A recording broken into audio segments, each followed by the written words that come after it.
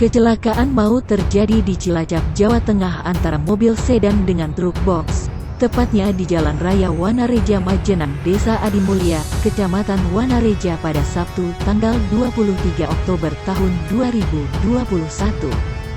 Akibat peristiwa kecelakaan di Cilacap ini, 4 orang penumpang sedan meninggal di lokasi kejadian, dan 3 lainnya luka-luka.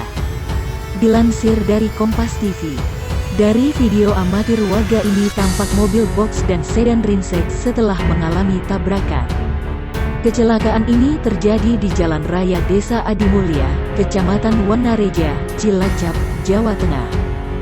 Kasatlantas AKP Ris Andrian Yudo Nugroho mengatakan jika kejadian ini berawal ketika mobil Toyota Vios melaju dari arah barat ke timur dengan kecepatan sedang. Di lokasi yang medan jalan menikung, mobil yang dikemudikan Asep Deni Murdani, 38, warga Desa Ujung Padang Asahan, melewati marka jalan tengah atau terlalu ke kanan.